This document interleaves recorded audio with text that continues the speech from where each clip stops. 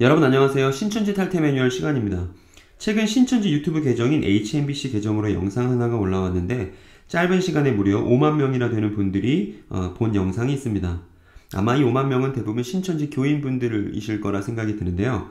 이 영상 제목은 성전에 대한 참 의미 당신은 알고 계신가요? 라는 영상이었습니다. 그래서 저도 이 영상을 되게 인상 깊게 봤는데 문제는 이 영상 속에서 신천지가 성전에 대해서 말할 때 아주 중요한 부분을 의도적으로 빠뜨리고 있다는 사실을 발견했습니다.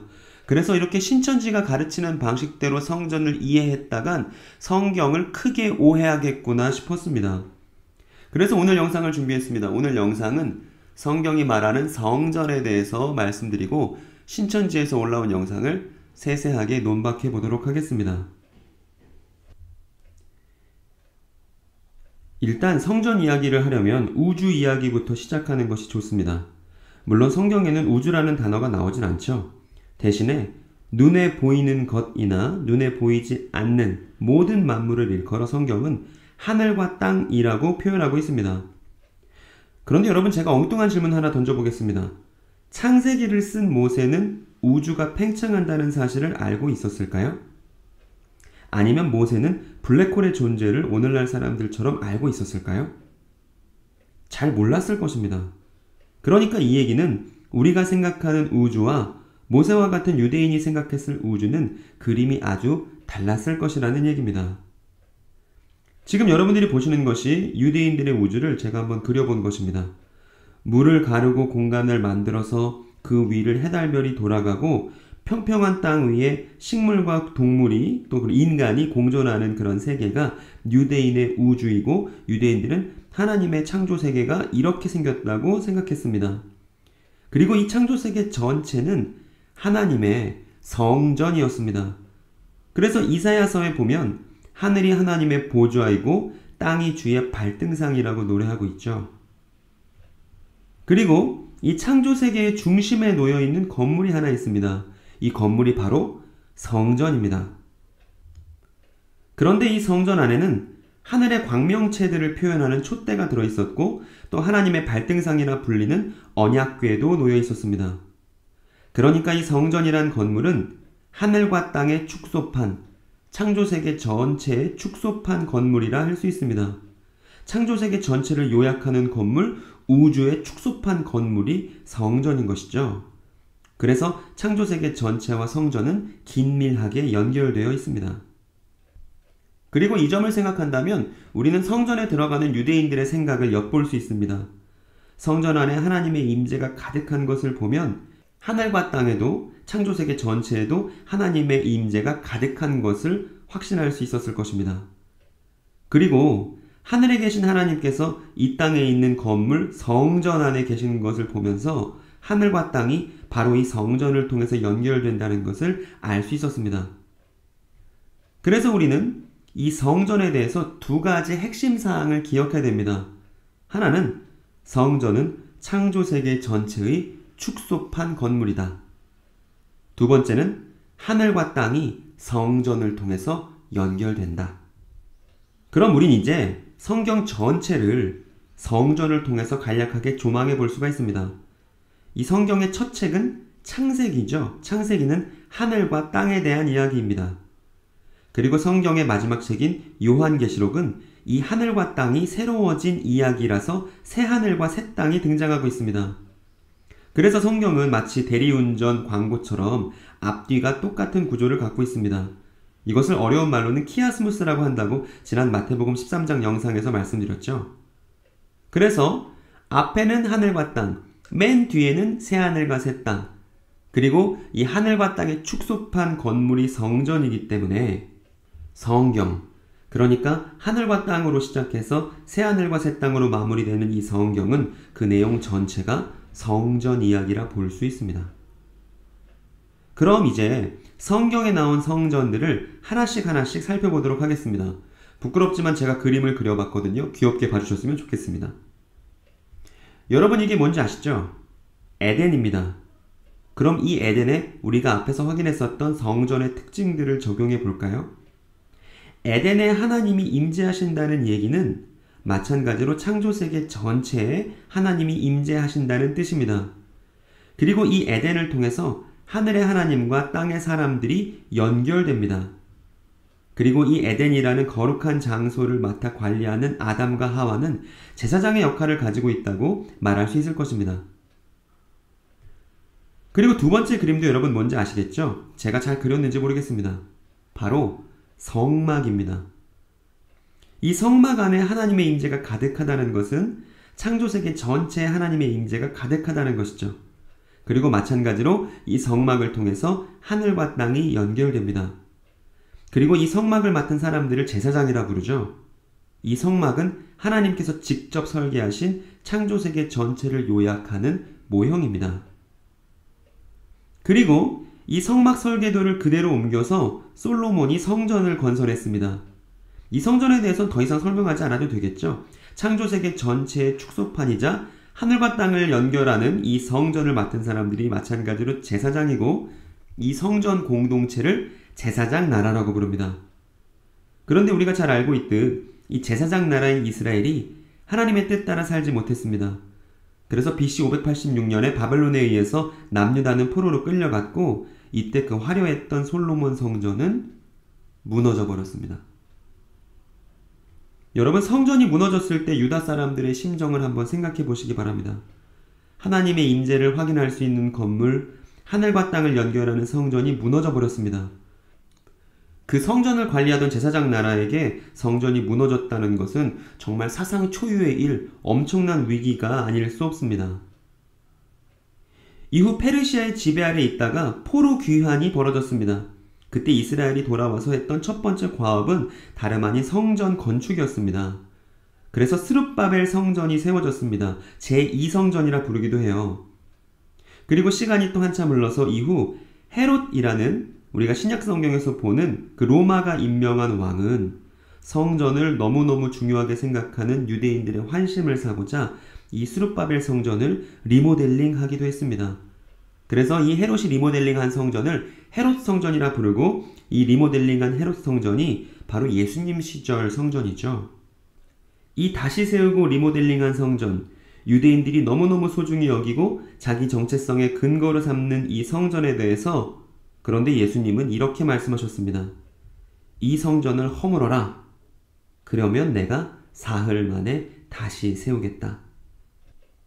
그리고 정말 이 헤롯 성전은 예수님의 말씀처럼 AD 70년에 로마에 의해서 다 무너져 버렸습니다.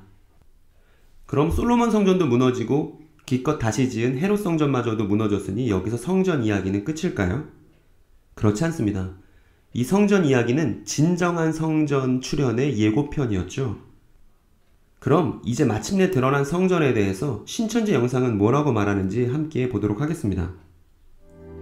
단지 성전을 짓게 하신 참뜻은 개혁될 성전을 위한 모형과 그림자를 보여주신 것으로 성전이 개혁할 때가 있음을 미리 알려주기 위한 것이었습니다. 그리고 지금으로부터 약 2000년 전 개혁된 성전이 이 땅에 출현했으니 바로 육체된 예수님이었습니다. 예수님을 통해 성전은 더 이상 건물의 개념이 아닌 참 하나님을 모신 사람의 마음이 되었습니다. 오늘날 우리는 알고 있습니다. 우리 몸이 바로 하나님의 성전이라는 것을 말입니다. 여러분 잘 보셨나요? 얼핏 들으면 아무런 문제가 없어 보이지만 지금 이 신천지 영상에서 말하는 내용은 아주 큰 결격사유를 갖고 있습니다. 예수님은 요한복음 2장 19절에서 말씀하셨듯이 내가 사흘 만에 다시 세우겠다고 하셨습니다. 그리고 사흘 만에 다시 세우겠다고 말씀하신 것은 세례 사건을 말하는 게 아니에요. 그래서 육체된 예수님이라고 말한다고 해서 해결되지 않고 또 사람의 마음이라고 말해서도 곤란합니다. 아주 중요한 사건이 반드시 나와야 합니다. 바로 예수님 그리고 사흘을 생각했을 때 빼먹을 수 없는 아주 이 중요한 사건, 마침내 성전이 드러난 이 사건은 바로 메시아 예수의 부활입니다. 왜 이 부활 사건을 신천지 영상에서는 언급하지 않고 피해갈까요? 부활하신 예수님의 몸이 마침내 드러난 성전입니다. 그렇기 때문에 우리는 부활하신 예수님의 몸에 대한 사도들의 증언에 집중해야 합니다. 마침내 드러난 성전에 대한 증언이기 때문입니다. 부활하신 예수님의 몸은 요한복음 21장 13절에서 보여주는 것처럼 식사가 가능했습니다. 그리고 더불어 누가복음 21장 27절에서 보여주는 것처럼 대화도 가능했습니다. 그러면서도 누가복음 24장 31절과 36절이 보여주는 것처럼 사라지고 또 나타날 수도 있었습니다. 게다가 벽까지도 통과할 수 있다고 요한복음 20장 19절에서 증언하고 있습니다. 이렇듯 식사도 가능하고 대화도 가능한 일반인스러운 모습이 있으면서도 갑자기 사라지고 벽을 통과하는 초인적인 모습도 예수님의 부활하신 몸이 보여주고 있습니다. 이것은 바로 예수님이 하늘과 땅을 연결하는 성전임을 보여주는 증언들입니다. 그래서 에베소서에 이런 구절이 있어요. 하늘에 있는 것이나 땅에 있는 것이 다 그리스도 안에서 통일되게 하려 하심이라. 성전은 하늘과 땅에 축소판 건물이고 우리는 이제 건물이 아니라 부활하신 예수님의 몸이 마침내 드러난 성전임을 이 사도들의 증언을 통해서 확인할 수 있습니다. 따라서 예수님 안에 하나님의 임재가 가득하다는 것은 창조세계 전체에도 하나님의 임재가 가득하다는 것이고 바로 이 예수님의 부활하신 몸을 통해서 하늘의 하나님과 땅의 사람이 연결됩니다. 그래서 부활하신 예수님이 우리의 중보자 되시는 거예요. 그리고 이 부활하신 예수님의 몸에 참여한 사람들이 있습니다. 이 사람들에 대해서 에베소서 2장 20절부터 22절이 말해주고 있습니다. 제가 하나씩 읽고 설명을 드리겠습니다.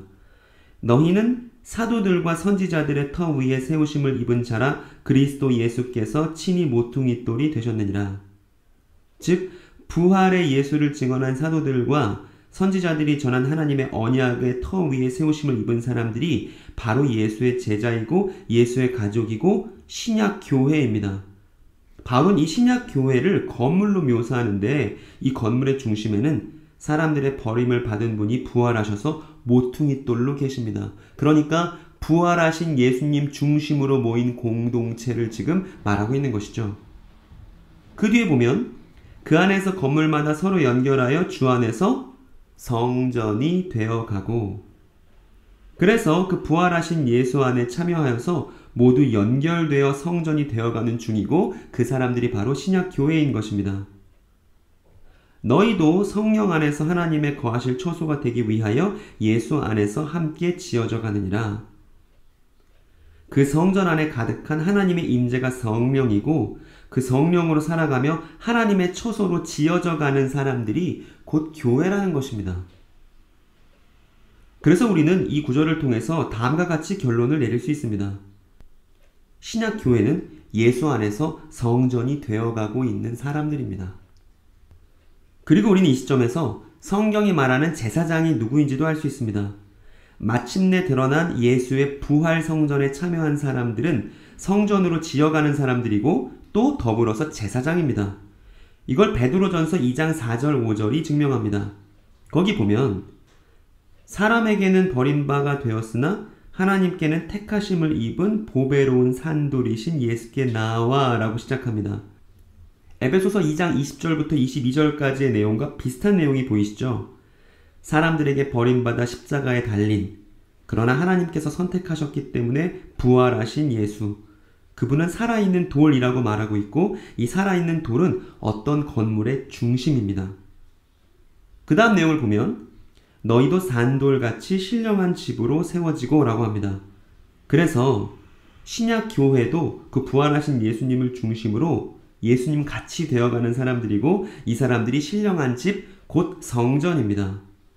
그리고 이들을 성전이라 부르는 것은 이들도 예수님과 마찬가지로 부활할 것이기 때문이고 그 내용이 요한일서 3장 2절이 보여주고 있습니다.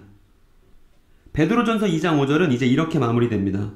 예수 그리스도로 말미암아 하나님이 기쁘게 받으실 신령한 제사를 드릴 거룩한 제사장이 될지니라. 그러니까 이렇게 성전으로 지어져 가는 사람들이 하나님께 신령한 제사를 드리는 거룩한 제사장이라는 것입니다. 그래서 우리는 이런 본문들을 통해서 부활하신 예수님과 연합한 사람들, 곧 신약교회가 성전이 되어가고 있는 사람들이고 이 사람들이 곧 제사장이라는 사실을 알 수 있습니다. 신약교회, 그러니까 지금은 지어져 가고 있고 결국은 완성될 성전의 이름이 또 요한계시록 21장에서도 말하고 있습니다. 이것은 하늘에 감추어진 우리의 진짜 모습인데 예수께서 재림하실 때 우리도 예수님처럼 부활하게 될 것이고 그렇게 부활로 완성된 성전의 이름을 가리켜 요한계시록은 새 예루살렘이라 말하고 있습니다.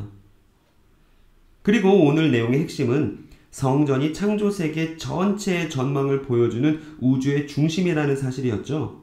따라서 예수의 부활하신 몸이 성전이라는 사실은 우주 전체도 메시아 예수의 부활처럼 새로워질 것을 예고합니다. 그리고 그 새로워진 창조세계 전체를 가리켜서 성경은 이런 이름으로 부릅니다. 새하늘과 새 땅. 지금까지 여러분들이 보셨듯 성경 전체는 성전 이야기이고 성전을 중심으로 성경 전체를 이렇게 개관해 볼 수 있습니다.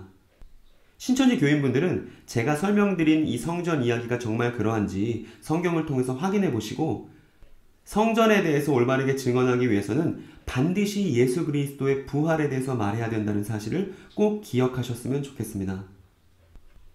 그럼 오늘도 좋아요와 구독을 부탁드리고 이 영상을 통해서 성경에 대한 또 성전에 대한 건전한 대화가 우리 사이에 있기를 바랍니다. 그럼 신천지 탈퇴 매뉴얼은 다른 영상을 가지고 다시 여러분들을 찾아뵙겠습니다. 오늘도 좋은 하루 보내시기 바랍니다.